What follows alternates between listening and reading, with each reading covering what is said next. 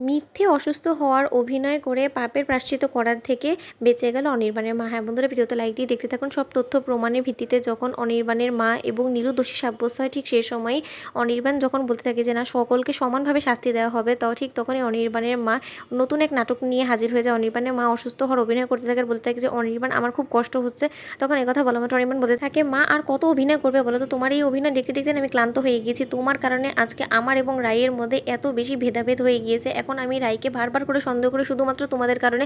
তোমরা আর কত চক্রান্ত, কত ষড়যন্ত্র করবে আমাদের সংসারটা ভেঙে দেওয়ার জন্য? তোমাদের কি মনে হয় না যে তোমাদের এবার অন্তত আমাদেরকে একান্তই সংসারটা করতে দেওয়াটা উচিত? না কি আমি বুঝতে পারছি না, কি সমস্যাটা কি তোমাদের রায়কে নিয়ে বলো তো? সেই প্রথম থেকে আমি দেখে এসেছি একের পর এক ঝড়ঝাপটা আমাদের উপর দিয়ে বয়েই যাচ্ছে, আর বারবার করেই রায় বলতে থাকে যে তুমি আমার উপর সন্দেহ করেই যাচ্ছ। এরকম করে আর যাই হোক না কেন অনির্বাণ, কোনোদিনও তুমি আমাদের সংসারটা টেকাতে পারবে না। তার জন্যই আমি তোমাকে বলেছিলাম যে হয়তো বা আমরা বিয়েটা অনেক তাড়াহুড়া করে ফেলেছি। তখন এই কথা বলা মাত্র অনির্বাণ বলতে থাকে যে না রায়, আমরা বিয়েটা ঠিক সময় করেছি। আসলে আমাদের মধ্যে যে গ্যাপটা রয়ে গেছে সেটাই আসলে আমাদেরকে এরকম করে কুড়ে কুড়ে খায়। তখন এই কথা শোনা মাত্র রায় বলতে থাকে যে সেই গ্যাপটা কোথা থেকে এসেছে? অবশ্যই সন্দেহই তৈরি করেছে, তাই না?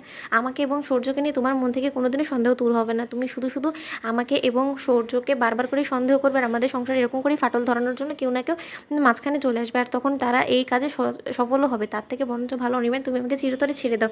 ওদিকে এটা বলতে না বলতে অনির্বাণের মা ঠাস করে মাথা ঘুরে পড়ে যায়। এটা দেখে রায় চিৎকার করে উঠে বলতে থাকে যে মা, কি হয়েছে আপনার?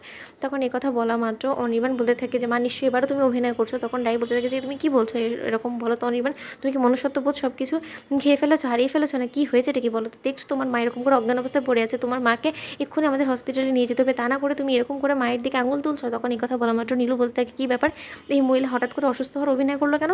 এই মহিলা তো দিব্যি ছিল, এখন আমাকে ফাঁসিয়ে দিয়ে এই মহিলা কেটে পড়ার জন্য এই অভিনয়টা করলো? আমি বেশ বুঝতে পারছি যে আমাকে এখন ফাঁসিয়ে দিয়ে এই মহিলা নিচে বেঁচে যাওয়ার অভিনয় করছে, তাই তো? সেটা আমি কোনো মতে হতে দেবো না। ওদিকে নীলু বলতে থাকে, যদি আমার শাস্তি হয় দিদিভাই, তাহলে কিন্তু আমি তোর শাশুড়ি মাকেও ছেড়ে কথা বলবো না, কারণ আমি যা কিছু করেছি তোর শাশুড়ি মার নির্দেশে করেছি। তখন এই কথা বলা মাত্র রায় বলতে থাকে যে এখন এইসব কথা বলার সময় নীলু, এখন আমাকে যে করেই হোক না কেন মাকে হসপিটালে নিয়ে যেতে হবে। ওদিকে অনির্বাণ বলতে থাকে যে হ্যাঁ, এক্ষুনি আমি অ্যাম্বুলেন্স কল করছি। ওদিকে অ্যাম্বুলেন্স কল করা মাত্র, তাৎক্ষণিকই হসপিটালাইজ করা মাত্র অনির্বাণের মাকে ডাক্তারবাবু পর্যবেক্ষণ করে বলতে থাকে যে আপনার মা হার্ট অ্যাটাক করেছে, অনেক বেশি হাইপার টেনশনের কারণে এটা হয়েছে। তখন এই কথা বলা মাত্র রায় বলতে থাকে যে অনির্বাণ, তোমাকে আমি বারবার করে বারণ করেছিলাম যে নিজেকে একটু সাবধান করো, কিন্তু তা সত্ত্বেও তুমি কোনো মতেই নিজের উপরে কন্ট্রোল না রাখতে পারে তুমি দেখেছো তোমার মাকে কত খারাপের দিকে তুমি ঠেলে দিয়েছো। তখন এই কথা বলা মাত্র অনির্বাণ বলতে থাকে যে আমি কী করবো, আমার মাথা কাজ করছিল না।